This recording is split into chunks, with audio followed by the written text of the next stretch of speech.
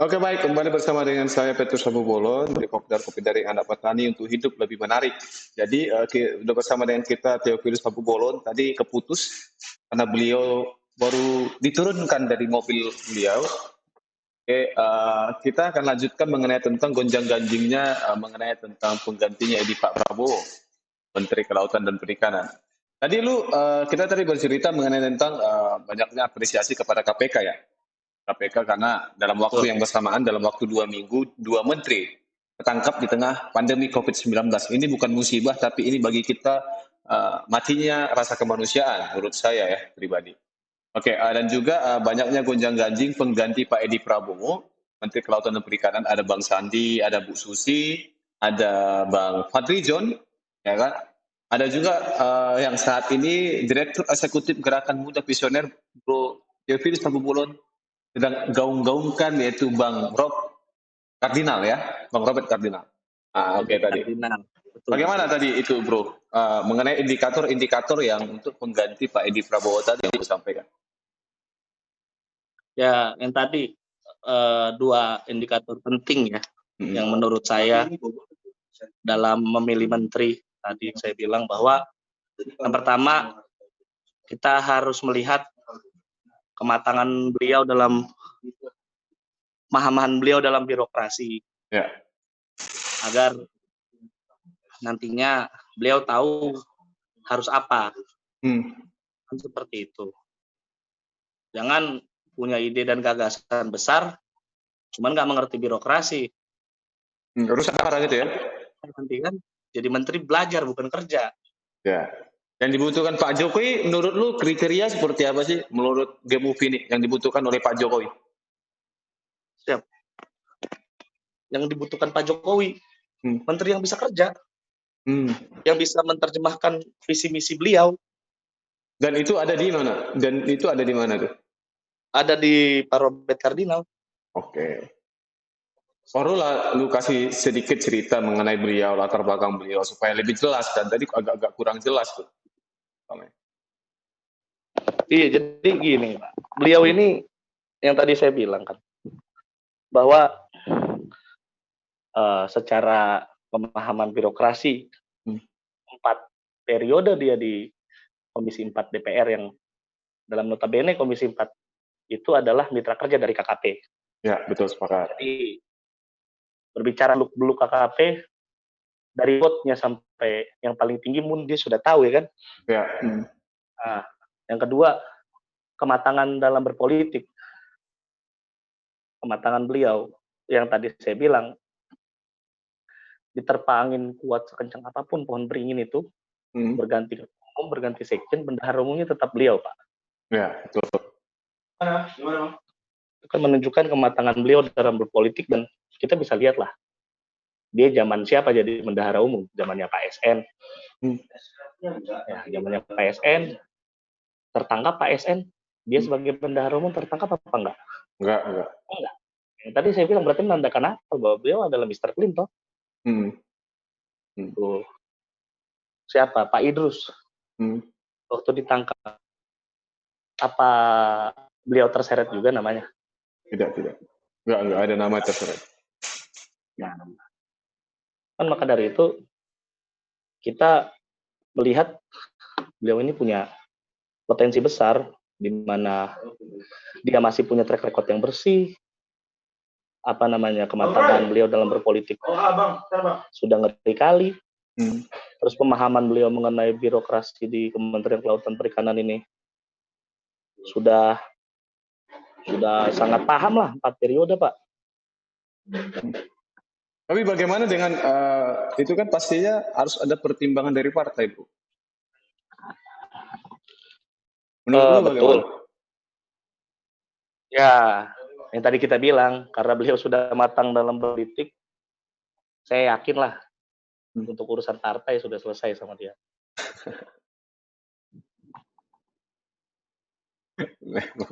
Kan kita bisa lihat lah track record dia dalam Partai Golkar kan. Tapi berarti menurut lu Bang Sandi gimana? Bang Sandi gimana? Menurut lu? Udahlah. Gini, Pra. Ya. Masa calon wakil presiden jadi menteri? Iya, betul. Sepakat nggak itu Bang Yudi Ada tuh? lagi Ibu Susi. Ibu Susi, kita bicara Ibu Susi. Ya, Apa sih ibu itu lagi kenapa sih sekarang kok bunyi-bunyi terus?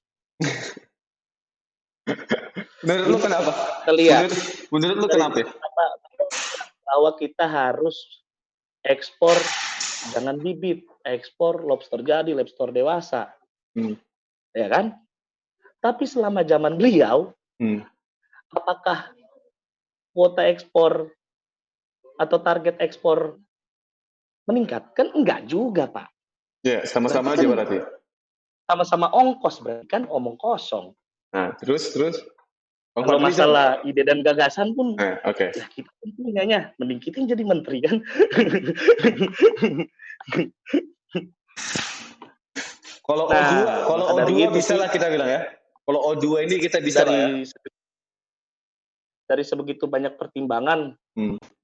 beliau sangat layak lah. Dimana kita juga masih membutuhkan menteri dari Indonesia Timur kan.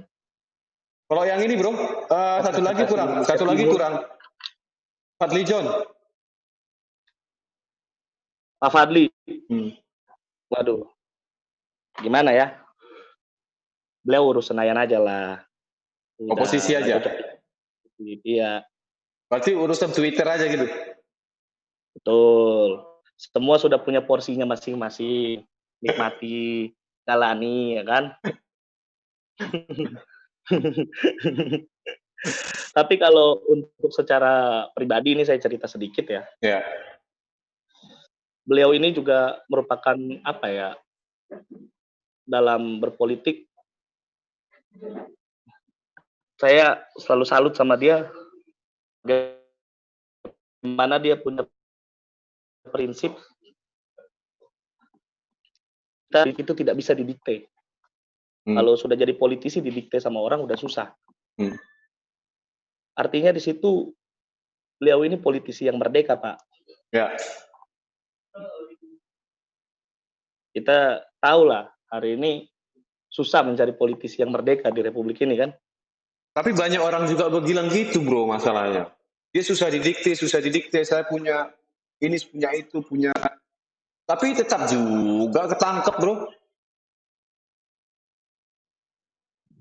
Bapak, ya itu tadi yang kita bilang. Mungkin Pak Edi Prabowo ini belum selesai masalah dunia. Kalau Pak Robert ini udah selesai masalah dunia, Pak. Aduh, seorang menteri ketangkap karena Rolex, Old Navy. Kita pun bisa beli baju Old Navy kan? Bikin malu aja. Kalau tadi apa nih? Kalau tadi apa ya? Jet dikasih ya? Jet pribadi. Jet pribadi gitu ya, oke lah. Mungkin dia mau naik level dalam hidup. Ya kan? Cuman itulah, kita juga butuh sosok-sosok yang sudah selesai sama dirinya untuk jadi menteri ini, Pak. Tapi menjadi Menteri Kelautan dan Perikanan nggak segampang itu loh, bro. Yang bilang itu gampang kan nggak ada juga kan? Iya, makanya gue bilang gitu. Maka dari itu, karena jadi Menteri Kelautan dan Perikanan itu susah, kita butuh sosok yang paham tentang birokrasi, kita butuh sosok yang matang dalam berpolitik, kita butuh sosok yang sudah selesai sama dirinya. Nah, ketika indikator itu sudah terpenuhi, jadi menteri itu urusan gampang, Pak. Oke, berarti menunggu jadi menteri, jadi menteri dia tidak paham masalah birokrasi. Belajarlah dia. Padahal dia disuruh jadi menteri bukan untuk belajar, untuk kerja. Oke, gue ngerti, gue ngerti maksud lu. Tapi maksud gue gini, gue tanya. Dari ketiga itu sudah tunggu. Untuk komentar. Dari ketiga itu sudah lu sampaikan birokrasi, kerja, terus politik segala macam. Masalahnya kan satu ini Pak Jokowi ini. Restu dari Pak Jokowi udah dapat apa belum? Kan itu masalahnya kan? Maksudnya gimana tuh? Dari Pak Jokowi? Ya restu dari beliau. Ente masuk nih jadi menteri AD kan gitu, restunya kan harus ada dulu nih. Kalau belum ada restu susah nih. Benar nggak sih? Ya, kita yakin lah Pak Presiden itu orang yang cerdas, orang yang pintar, lebih pintar dari kita pastinya.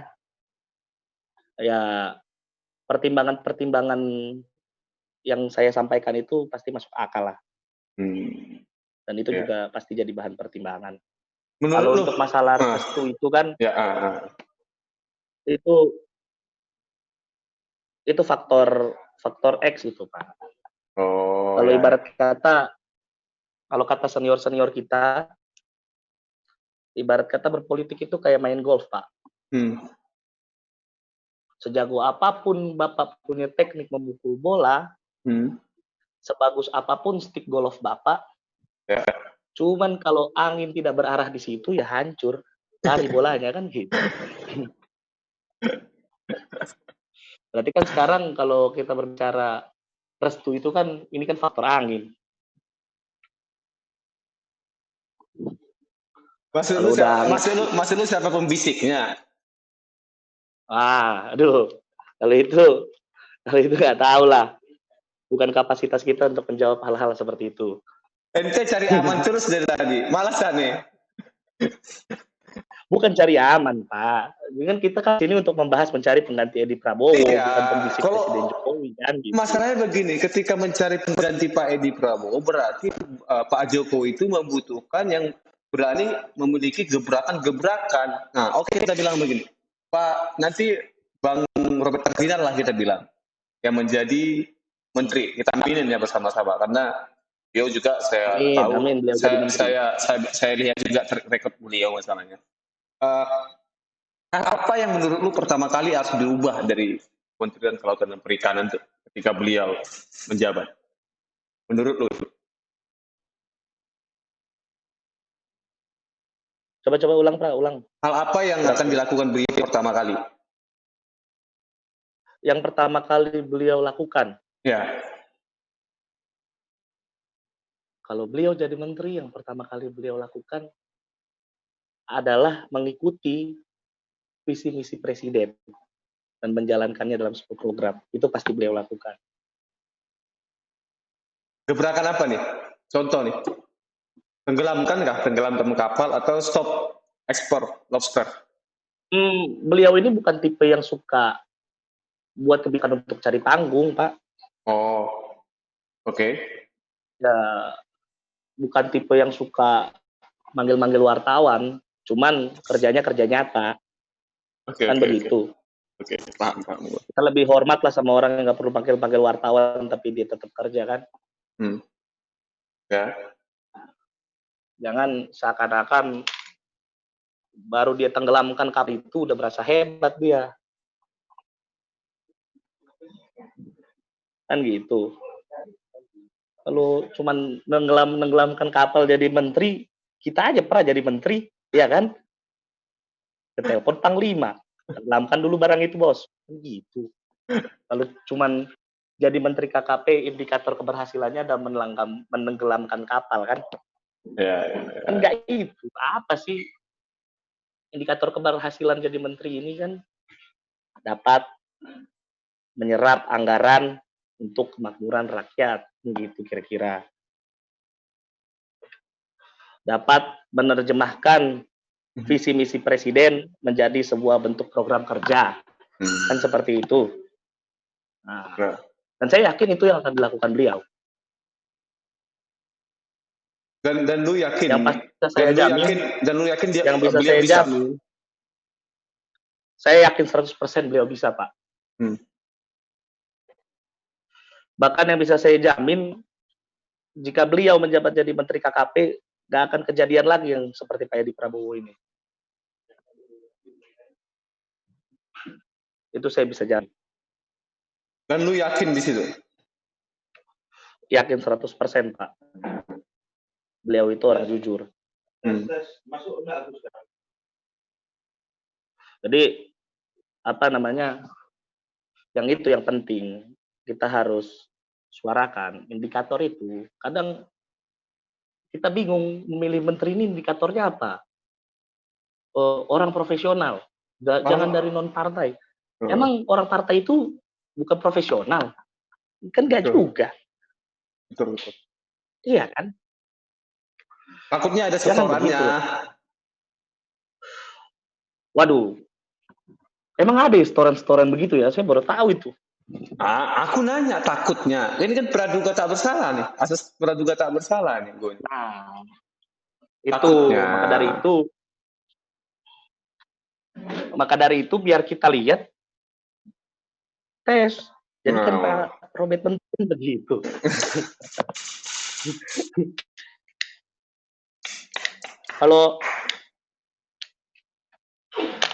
Kalau menterinya nanti KKP masih tidak paham masalah birokrasi dan masih hijau dalam berpolitik, saya yakin Pak, hal-hal seperti ini pasti terulang lagi. Berarti terjebak di regulasi ya? Saya sampaikan dari awal kan, bahwa Pak Presiden tidak hanya harus memilih pengganti Pak Edi Prabowo dengan cepat, tapi harus tepat. Ya, betul. Kenapa kita butuh cepat? Karena yang pertama, kita harus mengembalikan kepercayaan masyarakat, Pak. Dan kenapa harus tepat? Biar tidak terulang lagi hal-hal seperti ini. Ya. Dari itu,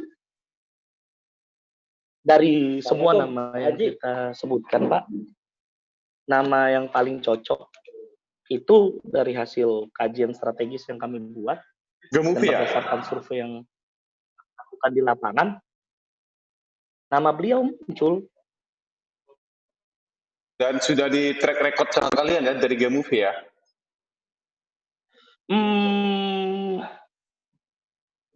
Waduh, gimana jawabnya ya? Kita kan melihat semua sosok, nah, kan cuman beliau. Cuman untuk tempat ini, beliaulah yang paling layak untuk memimpin. Untuk memimpin KKP ke depan sampai periode ini berakhir. Ya.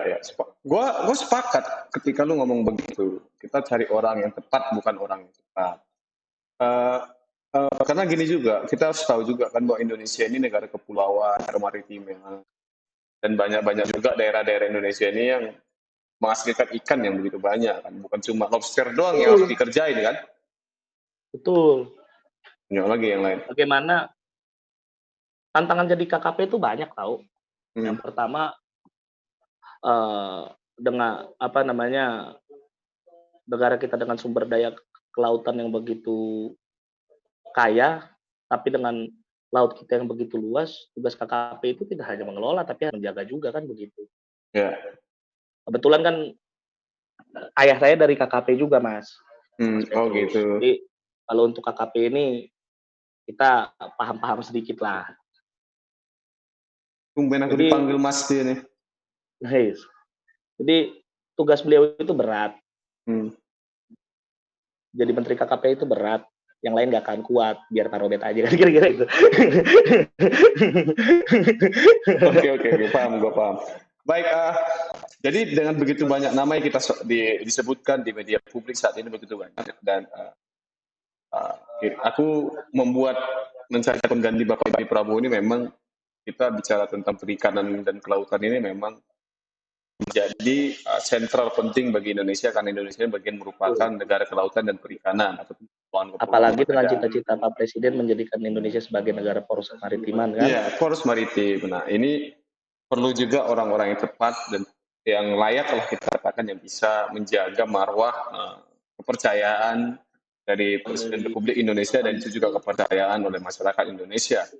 Jadi tadi kita sudah sampaikan bahwa hal-hal yang penting adalah teman-teman bicara birokrasi, politik, dan bicara tentang mengetahui lapangan lah. Mengetahui lapangan, karena orang-orang yang mengetahui lapangan pasti bisa menyelesaikan setiap permasalahan yang ada di lapangan. Tadi Bro Theophilus Tambubolon ini merupakan Direktur Eksekutif Gerakan Muda Visioner, bisa teman-teman cek di internet, pasti ada itu.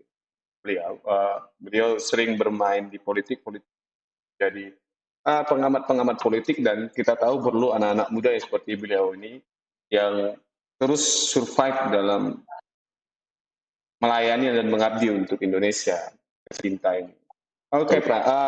Untuk kata-kata ini, ya betul. Untuk closing statement dari lu untuk mencari pengganti Pak Edi Prabowo ini. Kita tidak mengatakan bahwa Pak Edi Prabowo ini kita bilang orang yang tidak jujur ya, tidak kita bilang begitu. Dia orang yang sangat baik, bagus juga, dan orang yang kita yakini bahwa ketika Pak Jokowi memilih beliau, pasti ada hal poin-poin penting yang ditemukan oleh Pak Jokowi di dalam Pak Edi Prabowo sehingga beliau menjadi Menteri Kelautan dan Perikanan. Mungkin ini satu musibah yang kita tidak harapkan juga dan banyak orang tidak inginkan hal ini terjadi. Betul. Closing statement dari lu, Pra, untuk menutup mencari pengganti Edi Prabowo ini. Oke. Closing statement-nya bahwa yang tadi, Pra, yang sebenarnya tadi closing statement-nya, memimpin Kementerian Kelautan dan Perikanan itu berat. Kita tidak bicara hanya mengenai pengelolaan, tapi bagaimana menjaga dan bagaimana mengelola ini supaya bisa menjadi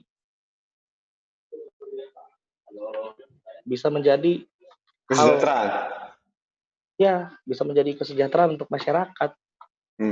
Bagaimana kita supaya nantinya nelayan-nelayan kita, petani-petani biota laut kita itu bisa sejahtera, dan dibutuhkan sosok yang tepat tadi yang kita bilang. Beliau harus paham mengenai birokrasi, beliau harus matang dalam berpolitik supaya tidak tersandera oleh konflik of interest. Beliau harus punya kacamata membangun kelautan ini tidak dengan kacamata Jakarta, mulai dengan kearifan lokal, dan itu tugas yang berat, butuh orang yang tepat. Janganlah kita kasih kepada orang yang tidak tepat lagi. Sekarang bukan saatnya lagi main-main. Indonesia sudah masuk ke dalam masa resesi. Semua sektor harus dimanfaatkan betul agar kita bisa keluar dari posisi ini. Dari itu, statement saya, memimpin KKP itu berat, kalian nggak akan kuat, kasih Pak Robert aja. Oke, baik. Terima kasih untuk waktunya, Praku. Kita sudah berbicara banyak mengenai tentang. Sukses lah untuk kopi daringnya ya, Pra. Ya, tolong dibantu ya. Ya. Oke, teman-teman semuanya, terima kasih untuk sudah teman-teman yang menonton untuk kopi daring. Silakan dicek di YouTube Petrus Sapu Bolon, dan kopi daring ini bertujuan untuk menghibur kita, membuat hidup kita lebih menarik lagi ke depannya. Oke, sampai bertemu di video-video selanjutnya. Salam untuk Menteri KKP, tentukan sendirilah oleh Pak Jokowi. Ya. Tapi yang pastinya Pak Jokowi pilih Bang Robert Kardina. Oke, mantap. Sampai bertemu di video selanjutnya. Bye. Bye.